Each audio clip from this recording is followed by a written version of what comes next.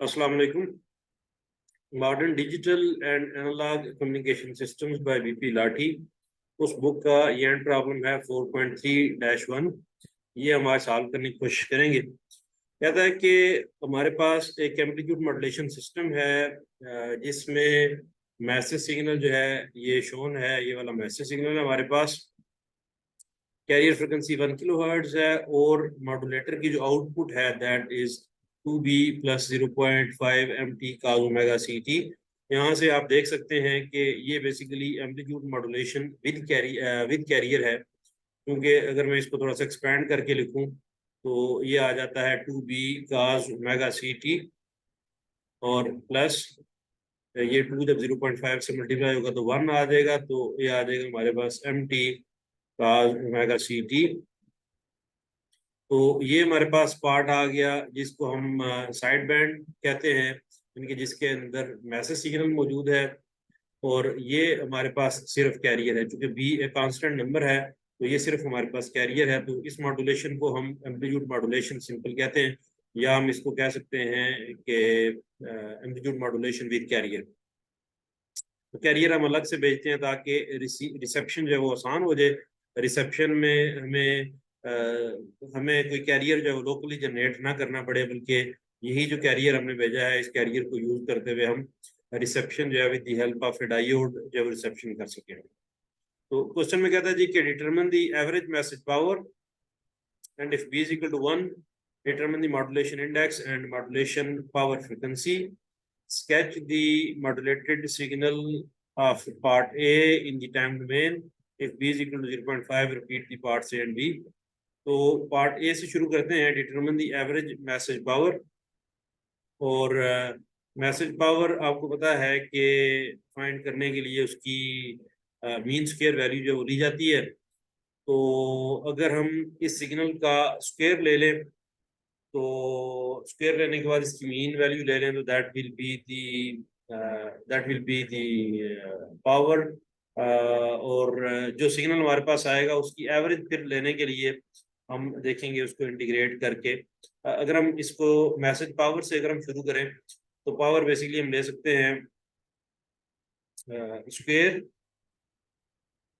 और फिर मीन, ये हमारे पास मैसेज पावर आ जाएगी। और अगर एवरेज पावर हमने फाइंड करनी है तो एवरेज पावर के लिए हम ये करेंगे कि अगर आप रिकॉल करें तो हम उसको किसी भी फंक्शन को इंटीग्रेट करते हैं, इनके सम अप करते हैं ओवर द एंटायर इंटरवल, और उसको हम फिर डिवाइड कर देते हैं टोटल इंटरवल के साथ।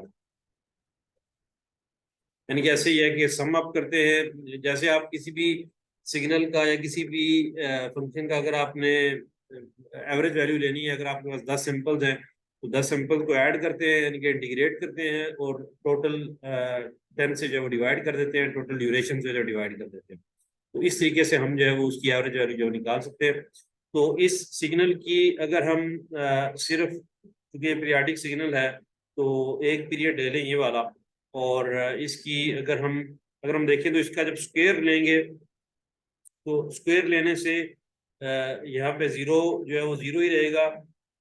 0.05 पे इसकी वैल्यू 2 है तो वो वैल्यू 4 हो जाएगी, 2 का स्क्वायर 4 होता है, तो यहाँ पे वैल्यू जब 4 हो जाएगी तो ये हमारे पास सिग्नल कुछ इस तरीके से बन जाएगा ये वाला।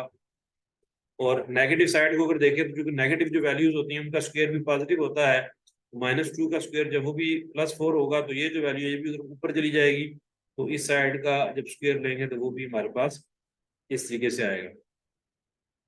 तो स्क्वायर लेने से हमारे पास इस तरीके से सिग्नल आएगा और यही सिग्नल रिपीट होता जाएगा।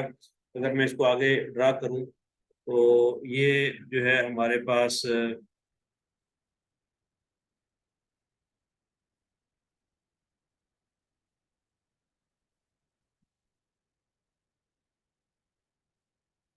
ये 0 है, ये हमारे पास 0.05 है, ये -0.05 है, और ये हमारे पास है -2, और ये हमारे पास है +2। तो इसका स्क्वायर लेने से ये सिग्नल जो है, इनके तो नीचे में ड्रा करता हूँ, तो इसका स्क्वायर लेने से ये सिग्नल अब इसकी मैक्सिमम वैल्यू 4 हो जाएगी,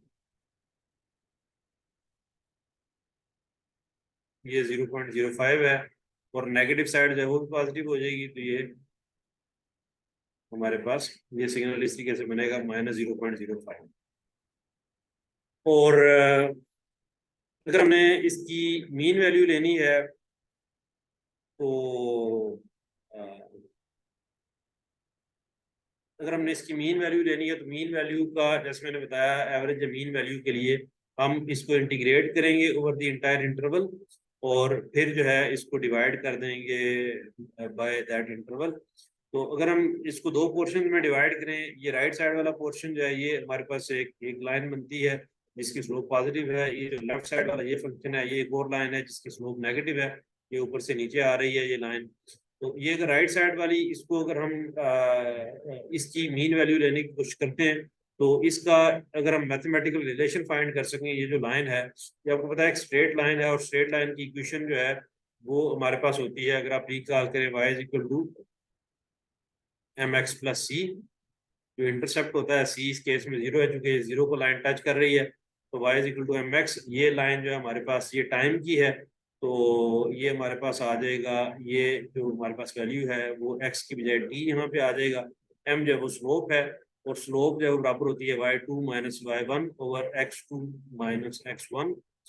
तो यहाँ पे सिग्नल की वैल्यू जो है y2 वो 4 के बराबर है, ये हमारे पास बेसिकली m है जो स्लोप है 4, और यहाँ पे y की वैल्यू 0 है, 4 माइनस 0 डिवाइडेड बाई x2 0.05 है, और यहाँ पे x1 जो है वो 0 है, तो ये आ जाएगा 4 ओवर 0.05, जो कि ये बन जाएगा 400/5, तो 80 हमारे पास जो है स्लोप की वैल्यू 80 आ जाएगी। तो जो इक्वेशन हमारे पास बनेगी इस लाइन की इक्वेशन वो आ जाएगी y is equal to 80t।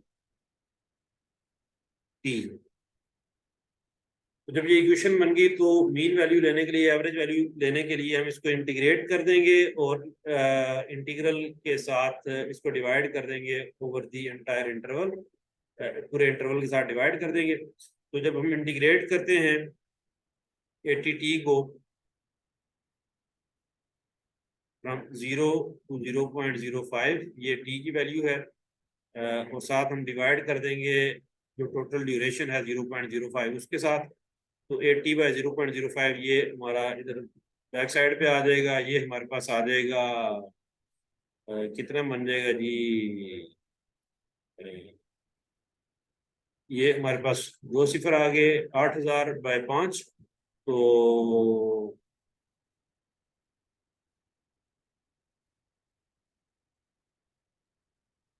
चले इसको फिलहाल ऐसे ही लिखते हैं 8000/5।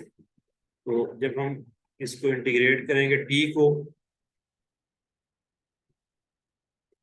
तो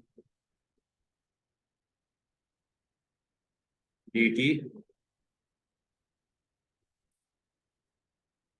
बल्कि इसको 80/0.05 ही रहने दें, क्योंकि मेरा इसमें थोड़ी सी सिंप्लीफिकेशन हो जाएगी, जब ये लिमिट पुट करेंगे तो ये t²/2 आ जाएगा, t²/2, और लिमिट आ जाएगी 0 टू 0.05, और ये आ जाएगा 80 डिवाइडेड बाई 0.05, और ये हमारे पास आ जाएगा 0.05 का स्क्वेयर माइनस 0, जब नीचे वाली लिमिट पुट करेंगे डिवाइडेड बाई 2, तो ये 0.05 इस स्क्वेयर से कट जाएगा, और ये 2 जो है यहाँ पे हमारे पास 40 आ जाएगा, और 40 को 0.05 से मल्टीप्लाई करेंगे तो हमारे पास आंसर आ जाएगा 2। तो this will be the average power of this message signal. ये इस पोर्शन के लिए है। अगर आप लेफ्ट साइड वाला पोर्शन देखेंगे तो वो भी सेम ही पावर हमारे पास आएगी, वहां पे हमारे पास ये x की वैल्यू ये नेगेटिव आएगी, लेकिन जब आप इंटीग्रल लेंगे तो स्लोप एक तो नेगेटिव आएगी, m की वैल्यू एक तो नेगेटिव आएगी, -80 आएगी, और फिर जब आप इंटीग्रल लेंगे तो इंटीग्रल में यहाँ पे ये वैल्यू -0.05 से 0 आएगी, तो वो माइनस माइनस जब कट जाएंगे एवरेज वैल्यू वैल्यू यहाँ पे भी 2 ही आएगी, तो इसकी भी एवरेज वैल्यू 2 है, इसकी भी एवरेज वैल्यू 2 है, तो इसी के से जितने भी ये हमारे पास ये साइकिल्स बन रहे हैं इनकी एवरेज वैल्यू 2 है, तो ओवरऑल जो सिग्नल है उसकी एवरेज जो पावर है वो भी हमारे पास 2 ही आएगी। तो एवरेज मैसेज पावर जो है that will be equal to 2। फिर कहता है कि if b is equal to 1 determine the modulation index and the modulation power efficiency. Modulation index आपको पता है कि mu is equal to mp/a।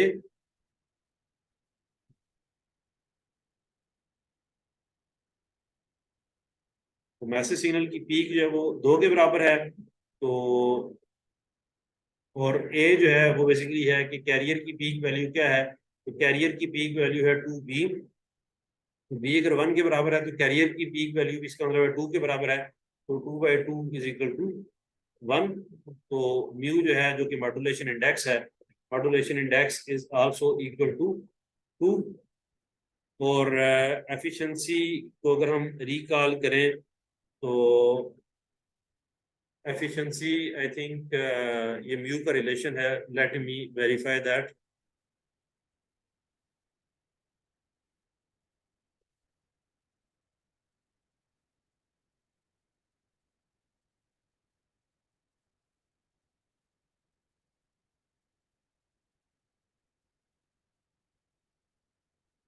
हाँ, ये है mu square over 2 plus mu square.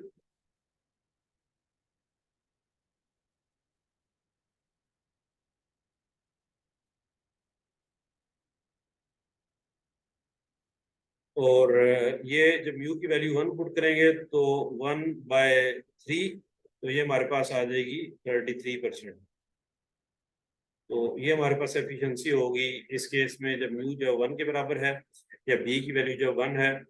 फिर कहता है sketch the modulation signal of part A in the time domain. I don't know part A में तो मैसेज सिग्नल पावर कह रहा है, यहाँ पे वो क्या कहना चाह रहा है आई डोंट नो, लेकिन मैं ख्याल है शायद ये इसकी बात कर रहा हूँ पार्ट बी की, कि बी की वैल्यू अगर 1 हो तो स्केच दी मॉड्यूलेटेड सिग्नल। तो जब बी की वैल्यू 1 हो, जब बी की वैल्यू 1 हो तो हम देखते हैं कि ये हमारे पास आ जाएगा 2 प्लस, जब बी की वैल्यू 1 हो तो ये हमारे पास 2 ही आ जाएगा, 2 cos ओमेगा ct। तो जिसका मतलब ये हुआ यानी कि म्यू की वैल्यू जो है 1 के बराबर है। और अगर आप रिकॉल करें तो म्यू की वैल्यू 1 के बराबर होने का मतलब ये है कि ये वाला जो सिग्नल है जिसकी वैल्यू 0 से नीचे भी पाई जाती है, ये जस्ट इतना ऊपर जाता है कि ये 0 लाइन को टच करना शुरू कर देता है। तो ये चूंकि मैसेज सिग्नल की पीक वैल्यू भी 2 है, 2 और -2 है पीक वैल्यू। तो जब हम इसमें ऐसा सिग्नल ऐड करेंगे जिसकी पीक वैल्यू 2 है, तो ये सारे का सारा सिग्नल लिफ्ट अप होकर तो ऊपर चला जाएगा, यहाँ पे चला जाएगा। तो अगर मैं इसको ड्रा करता हूँ तो ये जो हमारे पास मैसेज सिग्नल था, अगर मैं इसको एक साइकिल की ड्रा करूँ तो ये सारे का सारा लिफ्ट अप होकर ऊपर चला जाएगा। बल्कि इधर ड्रा करते हैं।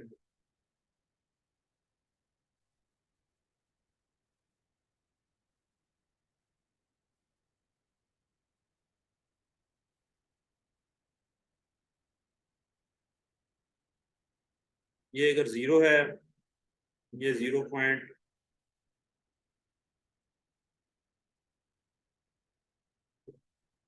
बल्कि नहीं, ये 0 -0.05 है,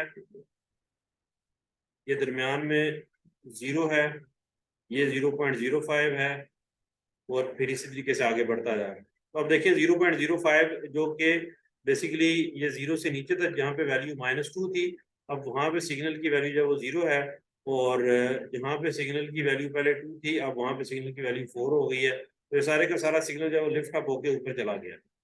अब ये सारे का सारा सिग्नल ऊपर चला गया, तो अब अगर हम इसको cos ओमेगा ct के साथ मल्टीप्लाई करते हैं तो चले हम इसको जो है वो आगे ले चलते हैं।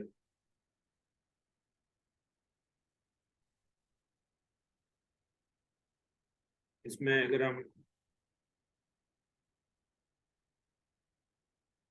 2 साइकिल्स भी ड्रा कर लेते हैं, और यहाँ पे क्योंकि साइनोसाइडल सिग्नल्स हैं तो उनकी जो हमारे पास नेगेटिव साइकिल्स आएंगे उनके लिए हम यहाँ पे एक स्कीम में ड्रा कर लेते हैं ताकि उनको ड्रा करना जो है वो आसान हो जाए। तो जब इस सिग्नल को cos ओमेगा ct के साथ मल्टीप्लाई करेंगे तो इस तरीके से हमारे पास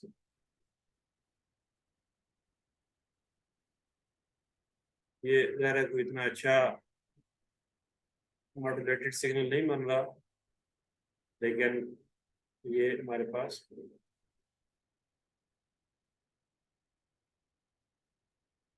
ये इस तरीके से जो है ये मॉड्यूलेटेड सिग्नल आएगा।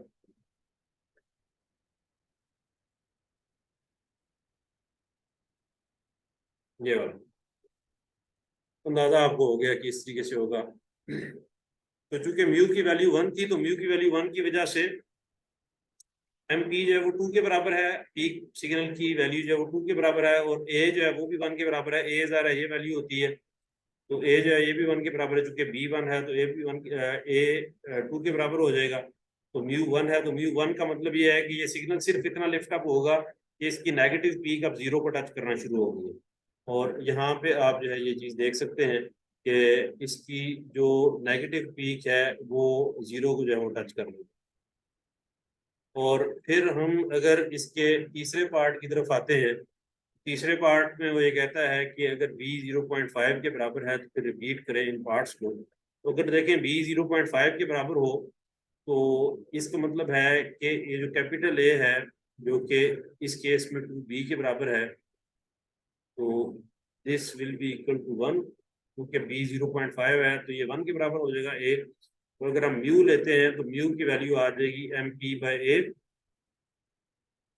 तो एम पी तो 2 ही है और ए की वैल्यू जो है वो अब 1 है,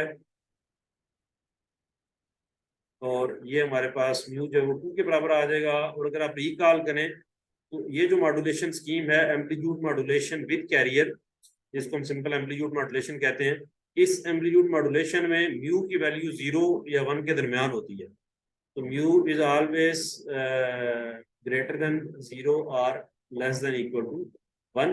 तो इससे बड़ी अगर म्यू की वैल्यू है, छोटी म्यू की वैल्यू है, तो इसका मतलब है कि इस सिग्नल को हम एम्पलीट्यूड मॉड्यूलेशन के जरिए उस डेफिनेशन के अंदर ये नहीं आती, यानी कि इसको रिकवर करना रिसीवर के ऊपर जो है विदाउट द कैरियर पॉसिबल नहीं है। जिसका दूसरे सेंस में मतलब ये होगा कि ए की वैल्यू चूंकि 1 है, तो ये सिग्नल उतना लिफ्ट अप ही नहीं होगा कि सारे का सारा पॉजिटिव सिग्नल बन जाए, क्योंकि इसकी नेगेटिव वीक जो है, नेगेटिव पीक -2 है। -2 में अगर आप +1 करते हैं तो फिर भी आपके पास वैल्यू जो है वो -1 रहेगी। तो ये सिग्नल सिर्फ इतना लिफ्ट अप होगा कि ये जो नीचे वाली पीक है ये अब -1 पे आ गई। तो हम ये नहीं चाहते कि सिग्नल जो है वो नेगेटिव में हो, तो हमारी ज़रा इसमें रिक्वायरमेंट ये है कि सिग्नल 0 या 0 से ऊपर ऊपर हो।